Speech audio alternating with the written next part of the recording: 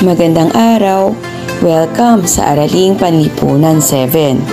Ngayong tapos nyo na mapag-aralan ng mga paksa sa unang markahan, atin namang alamin ang mahalagang bagay, konsepto, tema at ideya na iyong natutuhan. Susukatin natin ang iyong kaalaman sa paksa sa pamamagitan ng mga katanungang inyong matutunghayan sa video na ito. Ang mga katanungang inyong matutunghayan ay nagmula sa mga sumusunod na paksa. Una, ang katangiang pisikal ng Asya. Ikalawa, ang kahalagahan ng ugnayan ng tao at kapaligiran. Ikatlo, mga likas na yaman ng Asya. Ikaapat ay ang implikasyon ng likas na yaman sa pamumuhay ng mga Asyano. Ikalima, ang pangangalaga sa timbang na kalagayang ekolohiko. At ang pang-anim ay ang komposisyon ng populasyon at kahalagahan ng yamang tao sa Asya. Basahin at unawaing mabuti ang mga susunod na katanungan. Piliin lamang ang tamang sagot. Pagkatapos ng bawat katanungan, ay ating iwawasto ang iyong kasagutan. Handa ka na ba? Kung handa ka na ay atin nang simulan. Number 1. Ano ang itinuturing na pinakamalaking kontinente sa daigdig? A. South America, B. Europa, C. Asia, at letter D. Africa. Ang tamang kasagutan ay letter C. Asia. Ilang rehiyon ang bumubuo sa Asia? A.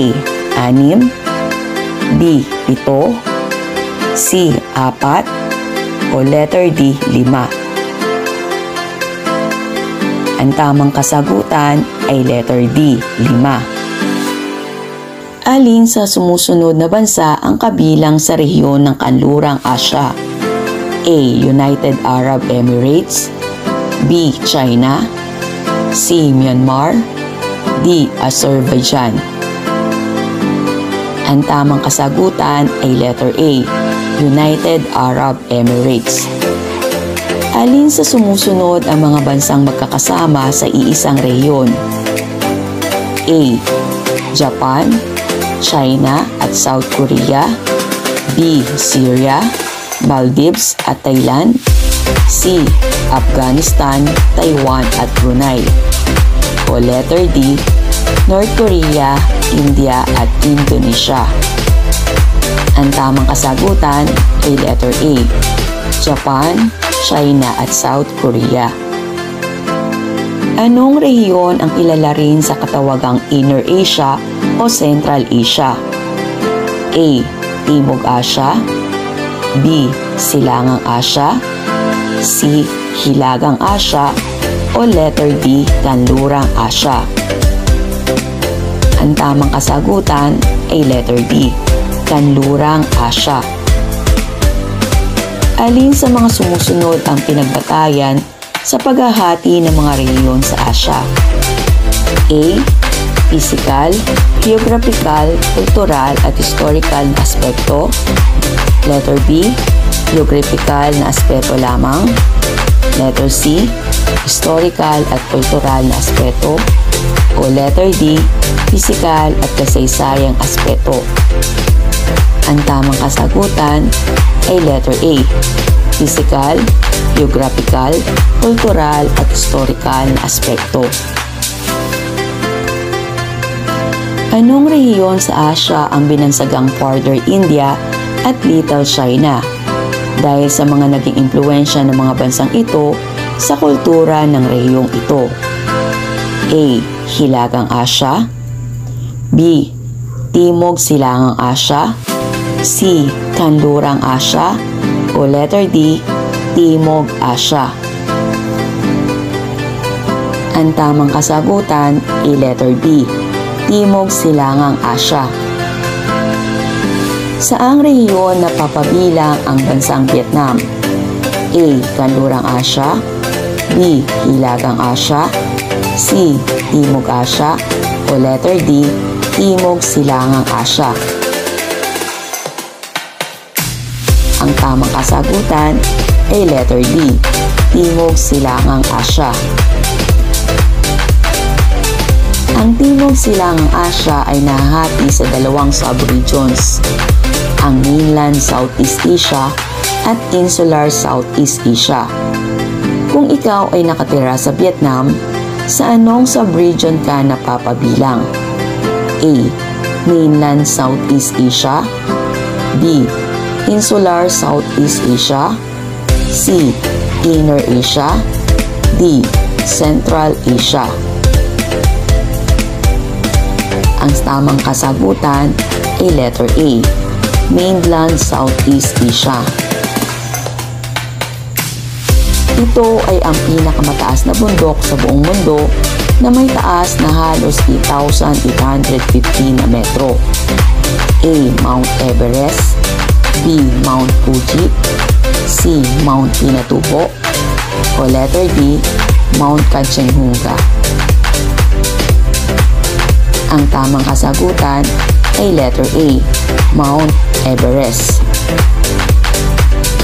Ano ang tawag sa isang uri ng anyong lupa na nakausli sa karagatan ng Asya? A. Kapatagan, B. Tangway, C. Talampas, D. Disyerto. Ang tamang kasagutan ay letter B, Tangway. Ang mga sumusunod ay mahalagang papel na ginagampanan ng mga anyong lupa sa pamumuhay ng mga Asyano maliban sa isa. Ano ito? A. Nagsisilbi itong panirahan ng mga tao. B. Nililinang ng mga tao ang mga kagubatan para sa mga pananim. C. Ang mga bulubundukin ay nagsisilbing likas na tanggulan. O letter D. Nakakapagbigay ito ng malaking suliranin sa pamumuhay ng mga tao. Ang tamang kasagutan ay letter D. Nakakapagbigay ito ng malaking suliranin sa pamumuhay ng mga tao. Ano ang mahalagang ilog na nagsilbing bandayan ng mga kapiasnan hindi lamang sa Asya kundi sa buong daigdig? A. Tigris at Euphrates, Indus, Wangho, B. Ilog ng Lena, C. Ilog ng Amu Darya, o letter D. Yangtze. Ang tamang kasagutan ay letter A, ilog ng Tigris at Euphrates, Indus at Wangho. Paano mo mapapahalagahan ang iyong kapaligiran? A. Gumamit ng dinamita, B. Pagputol ng kahoy, C. Pagtapon ng plastic sa dagat, o letter D. Magtapon ng basura sa tamang lalagyanan. Ang tamang kasagutan ay letter D. Magtapon ng basura sa tamang lalagyanan. Bakit sinasabing ang Pilipinas kasama ang mga bansa sa rehiyong Asya-Pasipiko ay nakalatag sa isang malawak na zona na kung tawagin ay Pacific Ring of Fire? A. Dahil sa ang mga lugar na ito ay nagtataglay ng maraming hanay ng mga bulkan. B. Dahil sa nakaharap ito sa karagatang Pasipiko. C. Dahil nagtataglay ito ng mga hanay ng kabundukan. O letter D. Dahil sa napakaraming anyong tubig. Ang tamang kasagutan ay letter A. Dahil sa ang mga lugar na ito ay nagtataglay ng maraming hanay ng mga bulkan. Ano ang uri ng vegetasyon na inilalarawan bilang coniferous ang mga kagubatang ito? Bunsod ng malamig na klima dahil sa presipitasyon na maaring nasa anyong yelo o ulan. Letter A, steppe, B, prairie, C, taiga, D, savanna. Ang tamang kasagutan ay letter C, taiga. Ito ay ang uri ng vegetasyon na inilalarawan bilang damuhan at kagubatan at karaniwang makikita sa bansang Myanmar at Thailand na nasa Timog Silangang Asya. Anong vegetasyon ang inilalarawan dito? A. Prairie, B. Savanna, C. Taiga, o D. Rainforest. Ang tamang kasagutan ay letter D. Rainforest. Alin sa sumusunod na likas na yaman ang nasa tamang pangkat? A. Ginto, tanso, natural gas, at mayapis. B. Trigo, palay, barley, bulak at gulay. C. Bakal at karbon, o D. Ganges, Brahmaputra, hydroelectric power. Ang tamang kasagutan ay letter B. Trigo, palay, barley, bulak at gulay. Dahil sa lawak ng kalupaang sakop ng Timog Asya, alin sa mga sumusunod ang itinuturing na pangunahing produkto rito? A. Bakal at karbon, B. Palay, C. Lupa, o D. Mahogany at palmera. Ang tamang kasagutan ay letter B. Palay. Kung ang Pilipinas ay nangunguna sa buong daigdig sa produksyon ng langis ng niyog at kopra, alin sa mga sumusunod ang pangunahing produkto ng Malaysia? A. Tanso, B. Liquefied petroleum gas, C. Telang silk or sukla, o D. Sibuyas, ubas at mansanas. Ang tamang kasagutan ay letter B. Liquefied petroleum gas. Alin sa sumusunod ang hindi kabilang sa pangkat? A. Makapal at mayabong ang gubat sa Timog Kanlurang Sri Lanka na hitik sa puno ng mahogany. B. Ang Bangladesh ay sagana sa paghahayupan. Letter C. Ang pinakamahalagang likas na yaman ng India ay lupa. O D. Sa mga lambak ng Irrawaddy at Sitang River ang pinakamatabang lupa sa Myanmar. Ang tamang kasagutan ay letter D. Dahil ang Myanmar ay hindi kabilang sa Timog Asya. Ito ay kabilang sa Timog Silangang Asya. Anong bansa sa rehiyon ng Timog Silangang Asya matatagpuan ang pinakamaraming puno ng teak? A. Brunei, B. Myanmar, C. Cambodia, o D. Vietnam. Ang tamang kasagutan ay letter B. Myanmar. Ang pagkakaroon ng malawak at matabang lupain ay nakapagbibigay ng maraming produkto at nakapagpapalaki ng produksyon na nakatutulong sa pagtugon sa pangangailangan ng mga tao sa isang bansa. Anong larangan ang pinagtutuunan ng pansin dito? A. Agrikultura, B. Ekonomiya, C. Panahanan, o letter D. Turismo. Ang tamang kasagutan ay letter A. Agrikultura. Ang Hilagang Asya ay sagana sa likas na yaman at kinikilala ang rehiyon na nangunguna sa produksyon at pinakamalaking deposito ng ginto. Kung ating tutukuyin, saan yamang likas na papabilang ang ginto? A. Yamang lupa, B. Yamang tubig, C. Yamang gubat, o D. Yamang mineral. Ang tamang kasagutan ay letter D. Yamang mineral. Sa pagkakaroon ng lambak ilog at mababang burol ng mga bundok na mainam na pagtaniman sa Hilagang Asya, ano ang mahihinuha mong maaring maging hadang buhay ng mga naninirahan dito?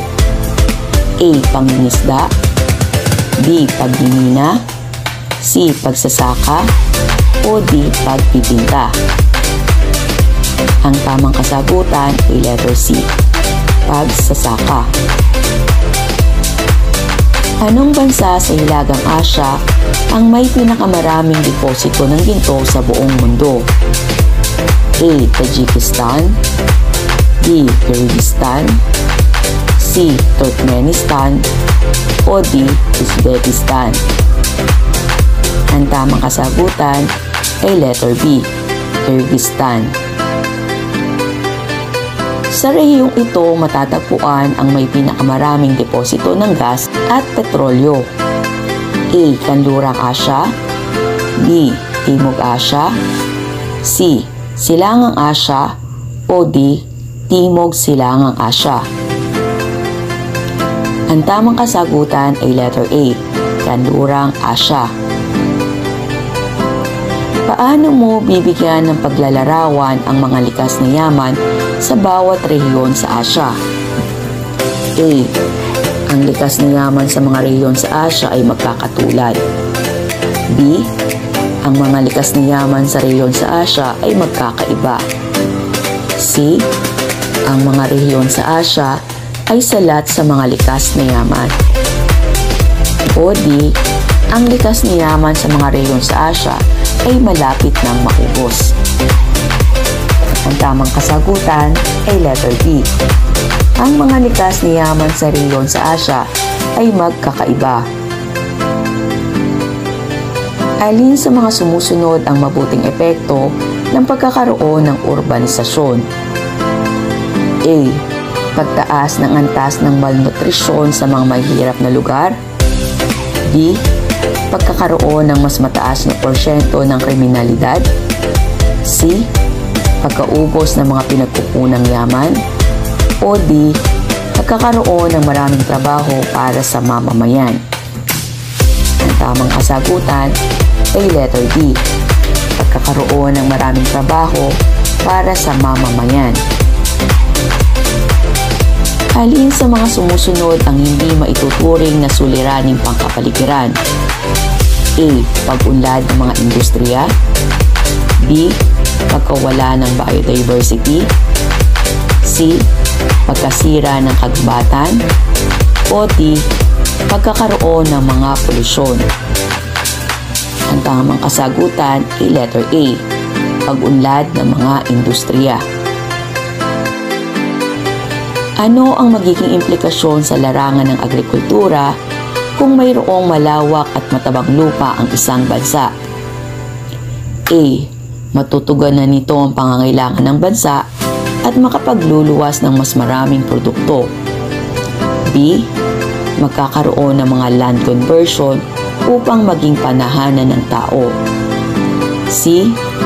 Tataas ang pambansang kita at mapapabuti ang pamumuhay ng mga mamamayan. O D. Lalago ang mga industriya sa bansa dahil may sapat na panusto sa hilaw na materyales. Ang tamang kasagutan ay letter A. Matutugunan nito ang pangangailangan ng bansa at makapagluluwas ng mas maraming produkto. Ang mga bansa sa kontinente sa Asya ay nakararanas ng samut-saring suliraning pangkapaligiran. Ano ang tawag sa pagkaubos at pagkawala ng mga punong kahoy sa gubat? A. Siltation. B. Deforestation. C. Salinization. O D. Desertification.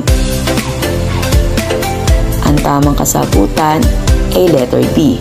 Deforestation.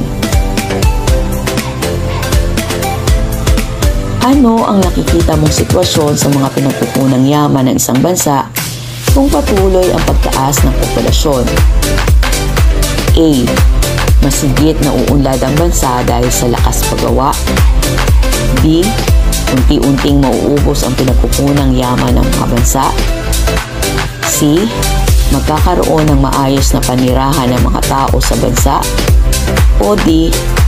Patuloy na pagkawasak ng mga tirahan ng mga species ng hayop. Ang tamang kasagutan ay letter B. Unti-unting mauubos ang pinagkukunang yaman ng mga bansa. Bilang isang mag-aaral, paano mo maipapakita ang iyong pagtulong sa pangangalaga ng ating kapaligiran? A. Pagsusunog ng mga basura tulad ng mga tuyong damo, dahon at mga plastik. B. palagiang pagwawalis at pagdadamo sa paaralan. C. Pagsuporta sa mga programang pangkalikasan sa pamamagitan ng pagtatanim at di pagputol ng maliliit na mga punong kahoy. O D. Pagsunod sa mga ipinag-uutos ng paaralan at ng pamahalaan. Ang tamang kasagutan ay letter C. Pagsuporta sa mga programang pangkalikasan sa pamamagitan ng pagtatanim at di pagputol ng maliliit na mga punong kahoy. Kapag nangyari ang deforestation o pagkakalbo ng mga kagubatan sa inyong lugar, ano ang maaari mong gawin? A. Iwasan ang di tamang pagtatapon ng basura. B. Linisin ang mga kanal o mga daluyan ng tubig. C. Malalaking puno lamang ang puputulin. O D. Magtanim ng maraming punong kahoy. Ang tamang kasagutan ay letter D. Magtanim ng maraming punong kahoy.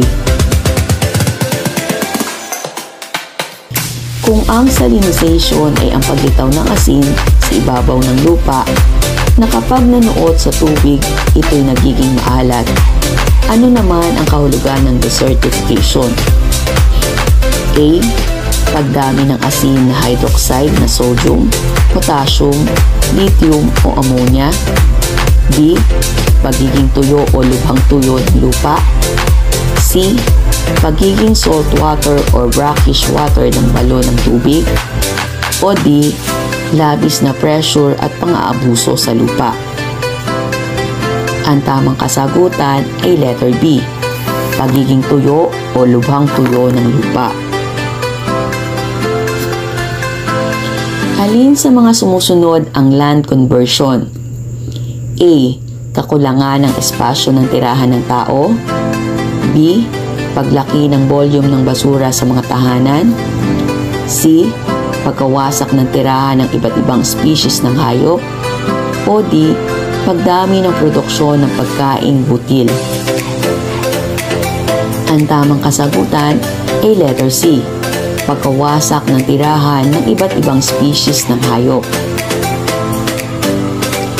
Anong konsepto ang nangangahulugang pagkakaiba-iba at pagiging katangi-tangi ng lahat ng anyo ng buhay na bumubuo sa natural na kalikasan? Anong konsepto ito? A. Ecological balance. B. Biodiversity. C. Kapaligiran. O D. Likas na yaman. Ang tamang kasagutan ay letter B. Biodiversity.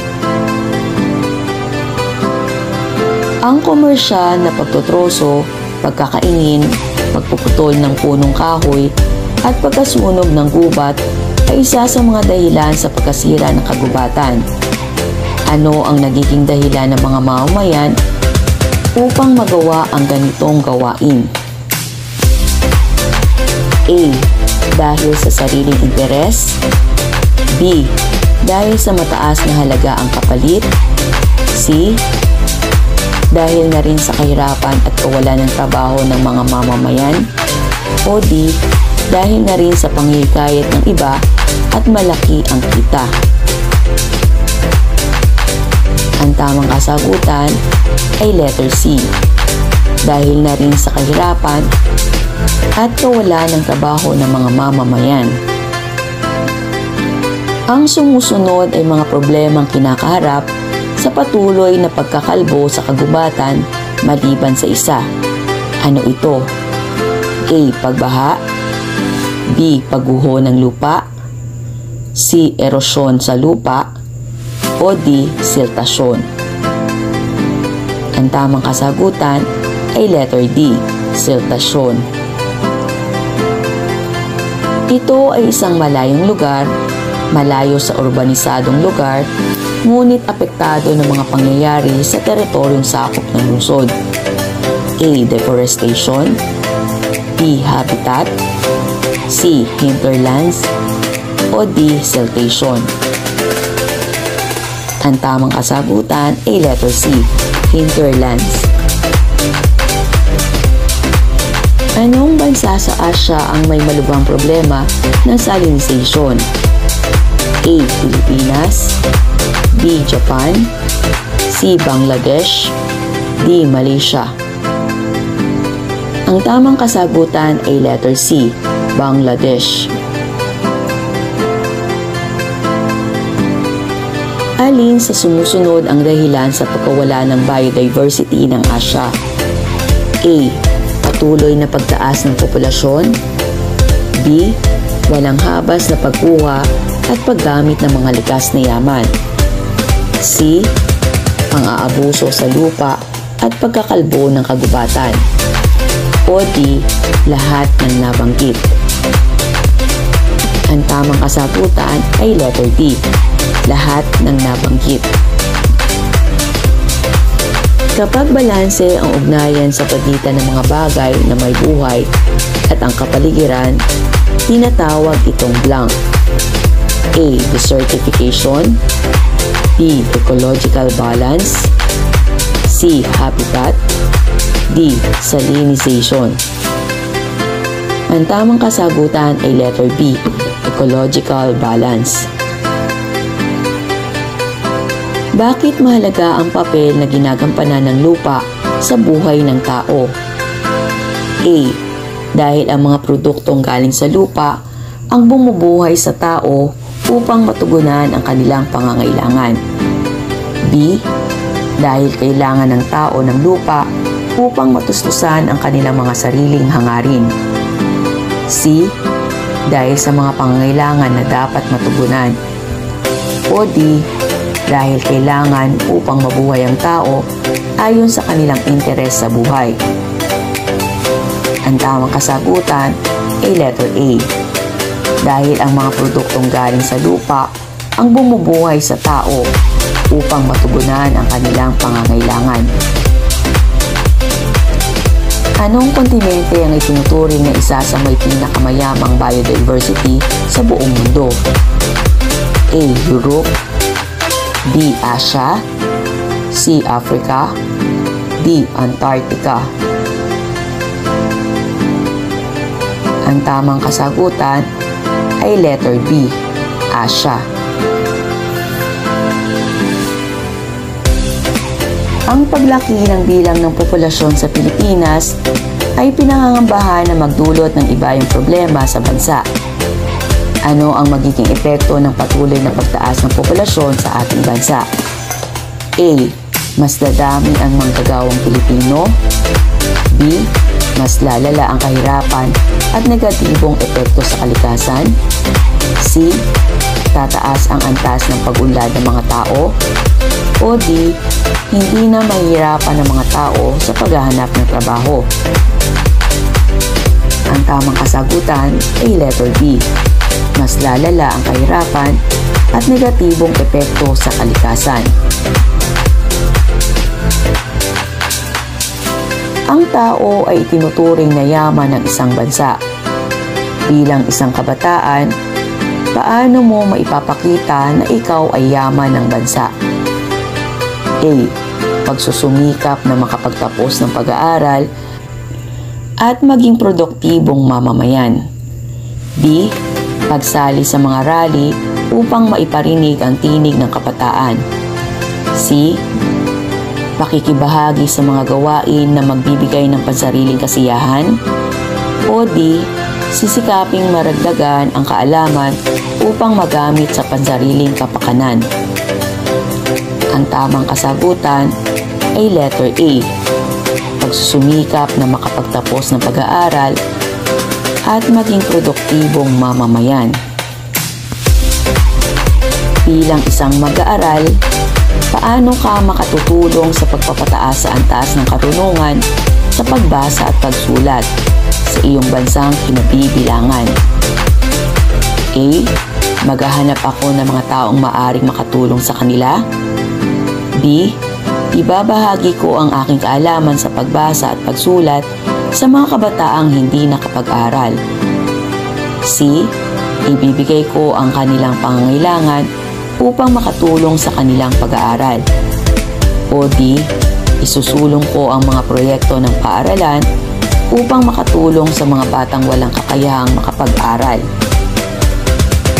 Ang tamang kasagutan ay letter B. Ibabahagi ko ang aking kaalaman sa pagbasa at pagsulat sa mga kabataang hindi nakapag-aral.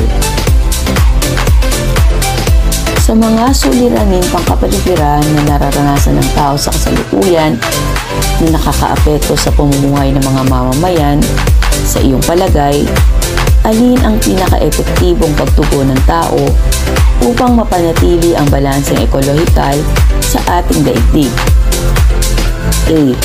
Paghahanap ng pabrikang mapapasukan na hindi nagbubuga ng matinding usok.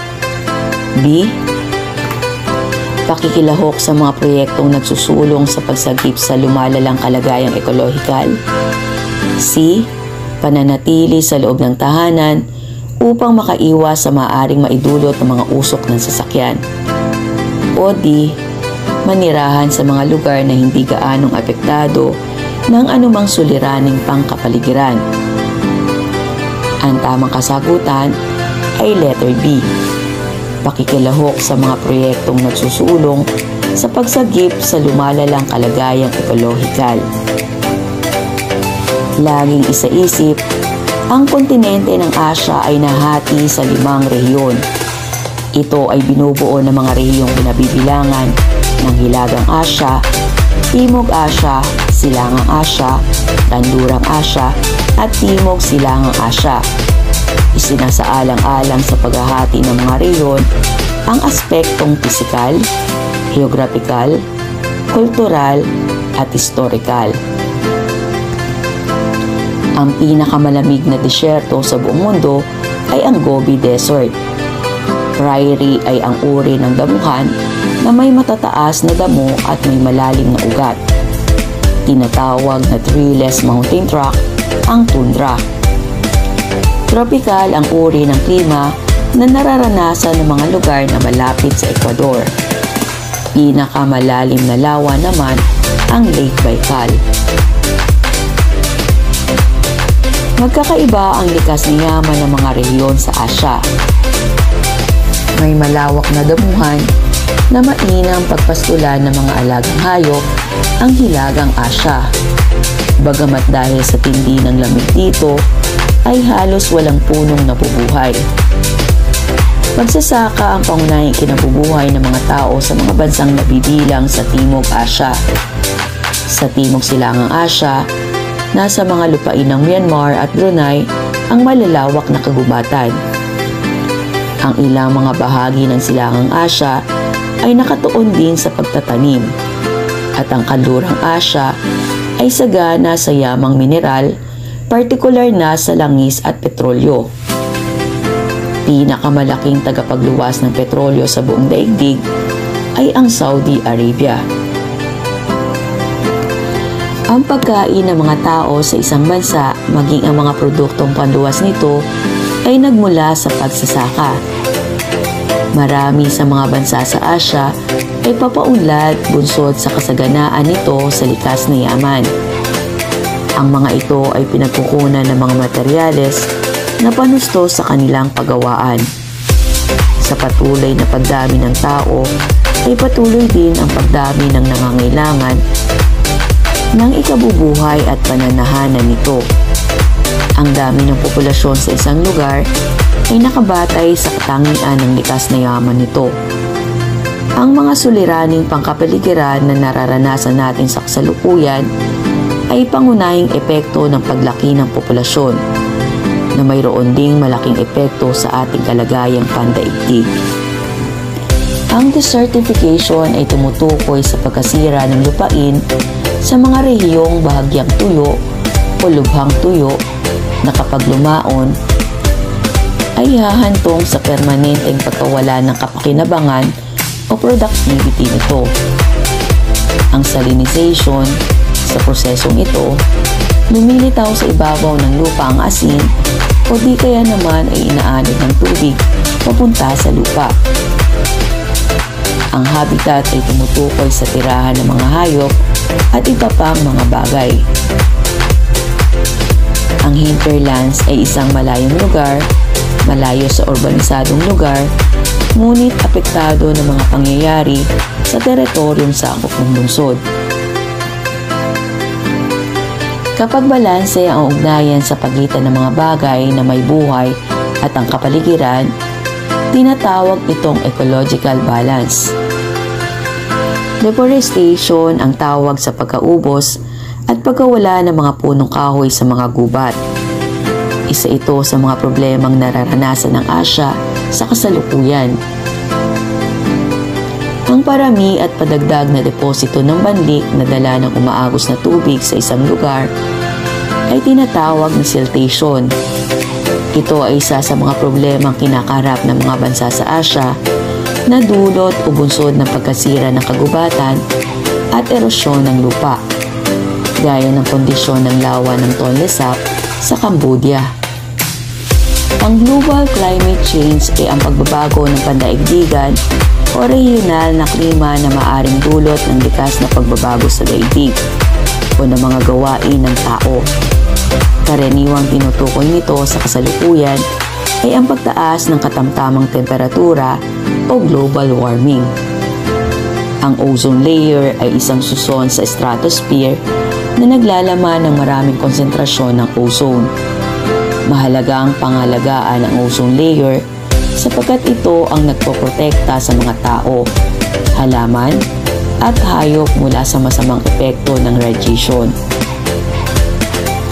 Ang populasyon ay tumutukoy sa dami ng tao sa isang lugar o bansa. Ang population growth rate ay ang bahagda ng bilis ng pagdami ng tao sa isang bansa bawat taon. Life expectancy naman ang inaasahang haba ng buhay.